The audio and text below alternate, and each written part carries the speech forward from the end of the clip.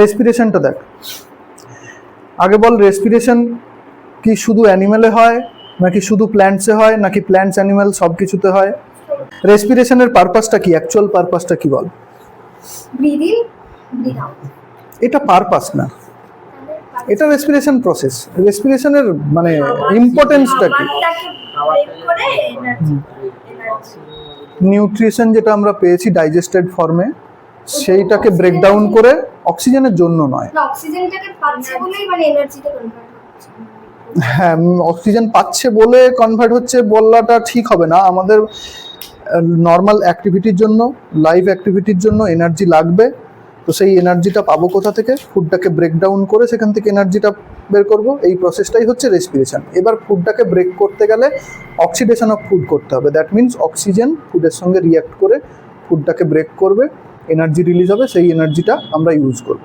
কিছুটা এনার্জি সঙ্গে সঙ্গে ইউজ করতে পারি, যদি না যাই করি না কেন পরে কিছু স্টোরও করে রাখা হয়। যাই হোক না কেন এটিপি ফর্মে এনার্জিটা তৈরি হয়। যে এনার্জিটা তৈরি হয় সেটা এটিপি ফর্মে সেলের মধ্যে তৈরি হয়, ওইভাবেই স্টোর হয়। আর যখন ইউজ করার দরকার এটিপিটাকে থেকে এনার্জিটা নিয়ে নেওয়া হয়। তো এই যে রেসপিরেশন, সেটা হচ্ছে অ্যানিমেলের অ্যাক্টিভিটি। অ্যানিমেলের যেমন লিভিং অ্যাক্টিভিটি বা লাইফ অ্যাক্টিভিটি করার দরকার হয়, তাই অ্যানিমেলের এনার্জি লাগবে, তাহলে অ্যানিমেলের মধ্যে রেসপিরেশন হয়। প্ল্যান্টসের কি দরকার হয় কোনো এনার্জি? হ্যাঁ, প্ল্যান্টসেরও দরকার হয়, তাহলে প্ল্যান্টসের মধ্যেও রেসপিরেশন হবে। এই অ্যানিমেল আর প্ল্যান্টস বাদ দিয়ে যদি তুই আদার্স মানে অন্য লিভিং অর্গানিজমের কথা ভাবিস, যেমন ব্যাকটেরিয়া, তারপর প্রোটোজোয়া, ফাঙ্গাস, এদেরও দরকার হয় কম। এরা অক্সিজেন কোথায় পায়, কিভাবে পায়, সেগুলো পরপর সবই বলবো, কিন্তু সবারই এনার্জি দরকার হয়, সবার মধ্যেই রেসপিরেশন হয়। এবার রেসপিরেশন প্রসেসটাকে আমরা মেনলি দুটো পার্টে ভাঙবো। কি?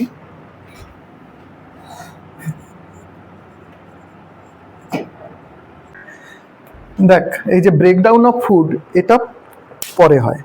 ব্রেকডাউন অফ ফুড এটাকে বলবো সেলুলার রেসপিরেশন, যেটা সেলের মধ্যে হয়, ফুডটাকে ব্রেকডাউন করে এনার্জি ফর্মেশন। কিন্তু এইটা এক্ষুনি আমি বললাম, তোরাও জানিস যে এই ফুডটাকে ব্রেক করার জন্য কি লাগবে? অক্সিজেন লাগবে। তাহলে অক্সিজেন পাবো কোথায়? সেটা তুই যেটা বলেছিলি, breathe in and breathe out, মানে ব্রিদিং। তাহলে সেলুলার রেসপিরেশন কমপ্লিট করার জন্য অক্সিজেন লাগবে, আর সেই অক্সিজেনের রিকোয়ারমেন্ট ফুলফিল করার জন্য, অ্যান্ড আরও একটা ব্যাপার, এটার যে বাই প্রোডাক্ট ফর্মেশন হবে, সেটা হচ্ছে কার্বন ডাইঅক্সাইড ফর্মেশন হবে, সেটাকে রিলিজ করার জন্য। তো এই যে অক্সিজেনের রিকোয়ারমেন্ট ফুলফিল করা আর এক্সেস CO2 যেটা সেলের মধ্যে প্রডিউস হয়েছে সেটাকে বডির বাইরে রিলিজ করা, এই পুরোটা ব্রিদিং প্রসেসটা এইটা কমপ্লিট করবে। তো সেই জন্যই ফার্স্ট প্রসেসটা হচ্ছে ব্রিদিং। এই ব্রিদিংটা কমপ্লিট করছে সেটা হচ্ছে রেসপিরেটরি সিস্টেম। আমাদের রেসপিরেটরি সিস্টেম, প্ল্যান্টসে আলাদা করে রেসপিরেটরি সিস্টেম নেই। প্ল্যান্টসে নর্মাল স্টোমাটা দিয়েই গ্যাসিয়াস এক্সচেঞ্জটা হয়ে যাচ্ছে। কিন্তু অ্যানিমেলের কথা যদি ভাবিস তাহলে রেসপিরেটরি সিস্টেমের মধ্যে পুরো সিস্টেমটা কি আছে দেখ। বইতে ড্রয়িংটা করা আছে, তাই আর ড্রয়িংটা আমি সেভাবে করছি না, কিন্তু mainly nasal nostril, nasal passage, বইয়ের ডায়াগ্রামটা দেখ, ফ্যারিংস। আমি ডাইজেস্টিভ সিস্টেম পড়াতে গিয়ে যেটুকু বলেছিলাম সেইটা যদি তোর মনে থাকে, তুই বলতে পারবি ফ্যারিংসের পর কোন চেম্বার আছে, কোন পার্ট আছে যেখানে এয়ারটা যায়? দুটো পার্ট থাকে, একটা মানে খাবার যাওয়ার সময় ওটা বন্ধ হচ্ছে। হ্যাঁ, তো খাবার যাওয়ার যে ফুড পাইপ সেটার নাম কি? ইসোফেগাস। আর সেখানে তো এয়ার যাচ্ছে না, গেলেও সেটা রেসপিরেশনের মানে ব্রিদিং এর কাজে লাগছে না। তো ব্রিদিং এর জন্য এয়ারটা কোথায় যাবে এরপর, ফ্যারিংসের পর? হ্যাঁ, উইন্ড পাইপ, তাই তো। উইন্ড পাইপের একদম স্টার্টিংয়ে একটা বক্স লাইক স্ট্রাকচার আছে, সেটা হচ্ছে ল্যারিংস, যেটাকে আমরা ভয়েস বক্স বলি। Adams Apple. হয়, অবশ্যই হয়। বাইরে থেকে ভিজিবল হয় না। ও মেয়ে, এক্ষুনি তো বললি মেয়েদের হয় না। এটা কি হলো? নবরূপাই বলেছিল এটা কোনো কথা না, আমার নেই। দেখ, অ্যাকচুয়ালি আছে সবারই, ল্যারিংস সবারই আছে। সেটা অনেকের বাইরে থেকে বোঝা যায়, অনেকের বোঝা যায় না। জেনারেলি ছেলেদের ওটা বেশি বোঝা যায়, মেয়েদের ওটা কম। অনেক মেয়েদের ক্ষেত্রে ওটা বোঝা যায়, আবার অনেক ছেলেদের ক্ষেত্রে ওটা বোঝা যায় না। বাইরে থেকে বোঝা যায় বা যায় না বলে যে মানে পার্টটা বা অর্গানটা নেই সেটা না তো। ল্যারিংস, এটা হচ্ছে ভয়েস বক্স। এরপর হচ্ছে ট্র্যাকিয়া, এইটা হচ্ছে উইন্ড পাইপ। তারপর ট্র্যাকিয়াটা ডায়াগ্রামটা যদি একটুখানি দেখিস, বইতে আছে তাও আমি একবার দেখাই। এই যে ন্যাজাল প্যাসেজ থেকে এয়ারটা ঢুকছে, হচ্ছে ফ্যারিংস, এদিকে বাক্কাল ক্যাভিটি আছে, সেটা এখানে কাজে লাগছে না। এইখানে আছে ল্যারিংস, এইটা হচ্ছে এই যে ভয়েস বক্স। তারপর উইন্ড পাইপ, ট্র্যাকিয়া। এই এই উইন্ড পাইপ ট্র্যাকিয়া এটাকে এরকম ring ring ring ring cartilage দিয়ে এটা প্রোটেক্টেড আছে, কিন্তু ফুল রিং নয়, হাফ রিং, যাতে এটা এক্সপ্যান্ড হতে পারে, কার্টিলেজিনাস রিং। তারপর এটা দুটো পার্টে মানে ডিভাইড হয়ে যাচ্ছে। ব্রঙ্কাস, এই এটা হচ্ছে ট্র্যাকিয়া, এটা ল্যারিংস, এটা ফ্যারিংস, ন্যাজাল প্যাসেজ, নস্ট্রিলস বাদ দিলাম, মানে বুঝতে পারছিস। ট্র্যাকিয়ার পরে হচ্ছে ব্রঙ্কাস। এই ব্রঙ্কাসটা কি হচ্ছে, আমাদের লাংসের দুটো লোব, দুটো রাইট অ্যান্ড লেফট লাংসের মধ্যে ঢুকে আসছে। হ্যাঁ, কারণ এই যে এই সাইডটাতে হার্ট আছে, হার্টের স্পেস দেওয়ার জন্য এখানটা একটু কম, এই জায়গাটাতে হার্ট আছে।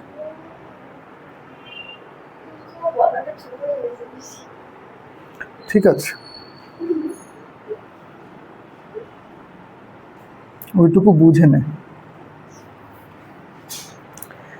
ব্রঙ্কাস, এইবার ব্রঙ্কাস এসে এখানে ব্রাঞ্চ হয়ে যাচ্ছে অনেক, এই হচ্ছে এই ব্রাঞ্চ হয়ে যাওয়া, এটাকে বলবো ব্রঙ্কিওলস। এবার এইগুলোর এন্ড হচ্ছে অনেক বেলুন লাইক স্ট্রাকচার, অ্যালভিওলি, পুরোটা এইভাবে ভর্তি থাকে। আর হার্ট থেকে ব্লাড ভেসেলস আসছে।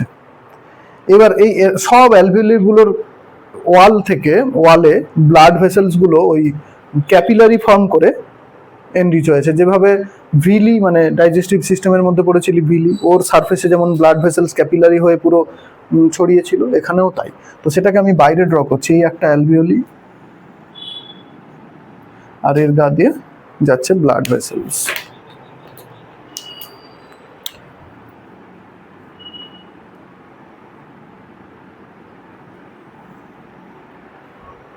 ঠিক আছে, ওই ব্লাড ভেসেলস আসছে কোথা থেকে? হার্ট থেকে।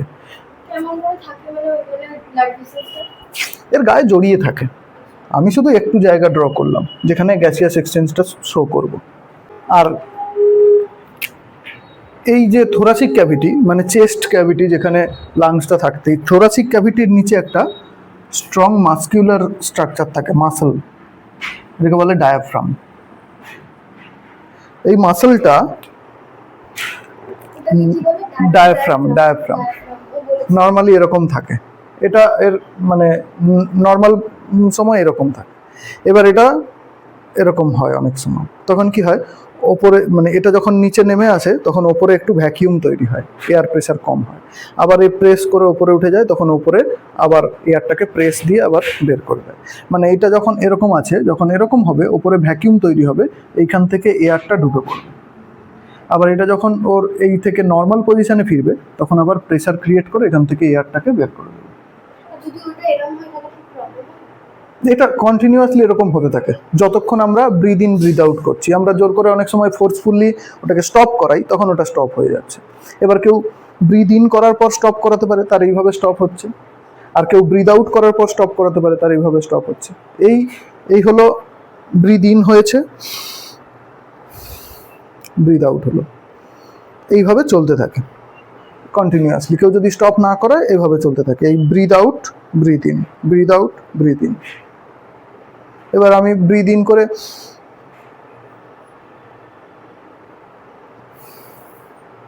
আবার ব্রিদ আউট করার পর অনেকে স্টপ হয়ে যেতে পারে।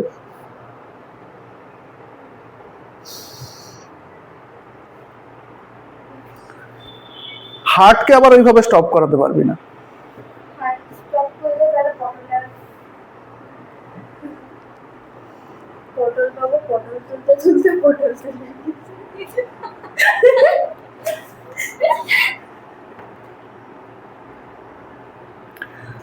তো ব্রিদ ইন ব্রিদ আউটটা বুঝলি, এই ডায়াফ্রামটাই এটা করতে থাকে, ব্রেন থেকে এটা হতে থাকে। দেখ আনকনসিয়াসলি মানে যখন মানুষ ঘুমায় তখনও কিন্তু এটা স্টপ হয় না, যেহেতু তখন অক্সিজেনের রিকোয়ারমেন্ট কম থাকে, এটা স্লো হয়ে যায় কিন্তু কন্টিনিউ চলতে থাকে। তো যাই হোক, তো কি হলো, এয়ার ঢুকে পড়লো। আমরা বলছি কি আমরা অক্সিজেন ইনটেক করছি, অক্সিজেন ইনটেক করি কি সত্যি সত্যি বলতে গেলে কিন্তু এয়ার নিচ্ছি। এয়ারের মধ্যে কি আছে, অক্সিজেন আছে আর নাইট্রোজেন আছে, আরো অনেক কিছুই আছে, কিন্তু 78% নাইট্রোজেন আছে, হ্যাঁ, আর ওই 21% অক্সিজেন আছে। এই পুরো গ্যাস মিক্সচারটা যেটা এয়ার, সেটাই কিন্তু ঢুকছে।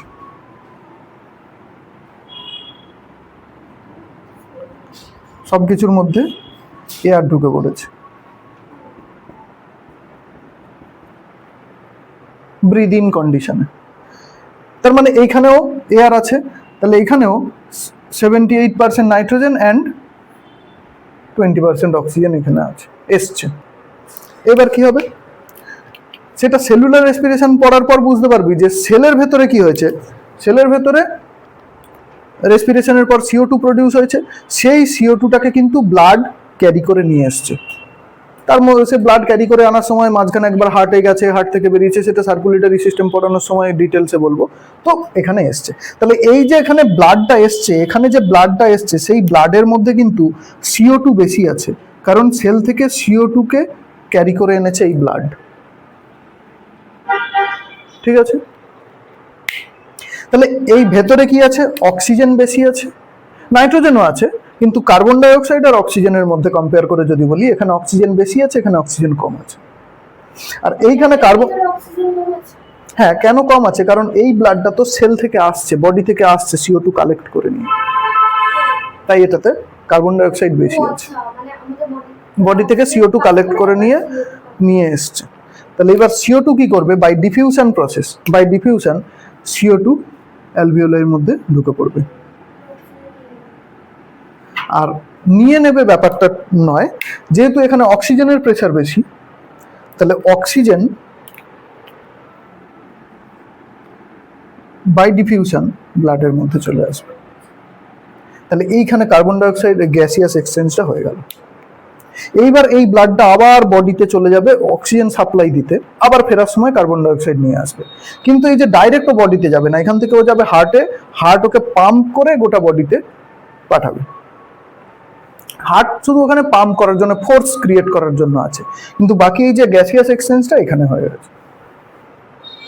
এবার এখানে একটা জিনিস মনে রাখতে হবে, সেটা হচ্ছে যে CO2 ব্লাডের মধ্যে দিয়ে যে CO2 ক্যারি হয়ে আসছে, এটা কিন্তু ব্লাডের যে প্লাজমা, ব্লাডে অ্যাকচুয়ালি কি আছে, একটা ওয়াটারি পার্ট আছে, প্লাজমা, তাছাড়া 3 টাইপস অফ সেল আছে, যদিও এটা হায়ার ক্লাসে গিয়ে বুঝবি এটা প্রপার সেল নয়, যাই হোক, RBC রেড ব্লাড সেল না বলে কর্পাসেলস বলা উচিত, আর WBC আছে white blood corpuscles, white blood সেলও বলা যায়, আর আছে প্লেটলেটস।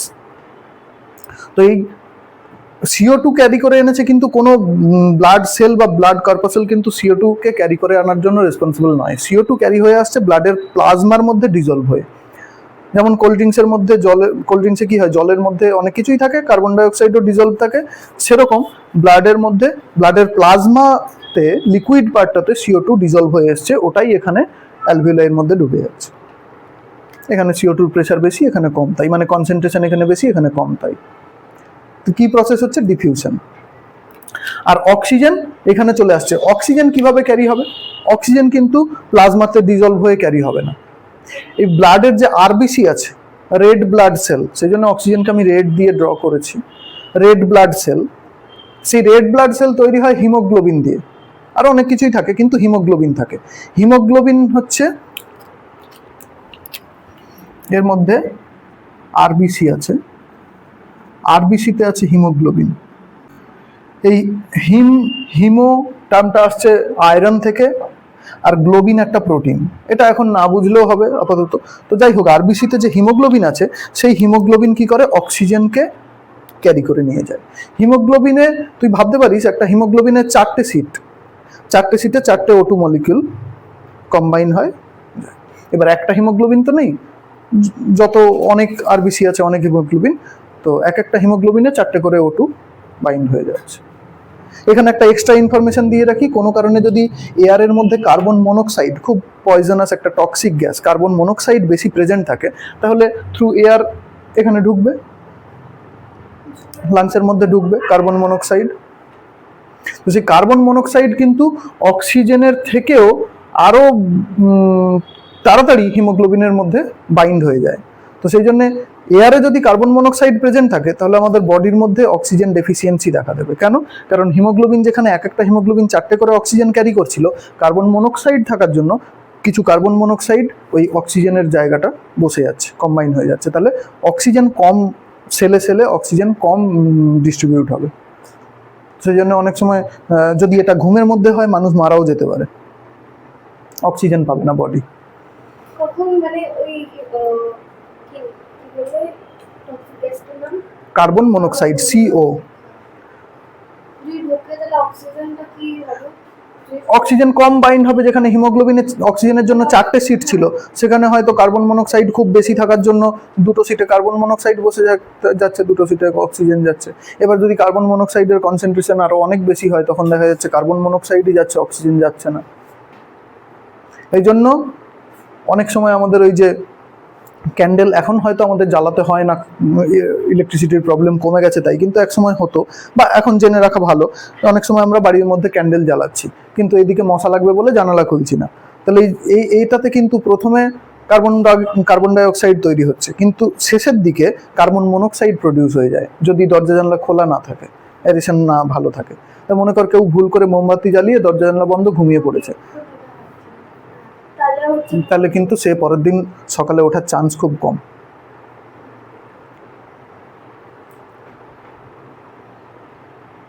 যাই হোক, ওখান থেকে আবার চ্যাপ্টারের মধ্যে ফিরে আসি। তো এই ব্রিদিং প্রসেস কমপ্লিট হয়ে গেল। এইবার কি হবে, এইটা আবার এরকম পজিশন থেকে এই যাবে, এখানে প্রেসার পড়বে, প্রেসার পড়লে পুরো এয়ারটা পাম্প হয়ে বেরিয়ে যাবে। এইবার যে এয়ারটা বেরোচ্ছে সেটাতে কিন্তু অক্সিজেন কম আছে, কারণ অক্সিজেন ইনটেক হয়ে গেছে ব্লাডে, কার্বন ডাইঅক্সাইড বেশি আছে। ঢুকেছে তার মধ্যে থেকে অক্সিজেনকে বেছে বেছে নিয়েছে, আর কার্বন ডাইঅক্সাইড, তাহলে যা ছিল সেগুলো সব আছে, অক্সিজেন কম আছে কারণ অক্সিজেনটা ব্লাডে এসছে, আর কার্বন ডাইঅক্সাইড আগে যা ছিল তার থেকে বেশি আছে, কারণ ব্লাড থেকে বা গোটা বডি থেকে কালেক্ট করে আনা কার্বন ডাইঅক্সাইডটা এখন এয়ারে, মানে অ্যালভিওলের ভেতরে এয়ারে গেছে, এটা রিলিজ হচ্ছে। ক্লিয়ার? Breathing complete. এই সেম পাথওয়ে ফলো করে বেরোবে।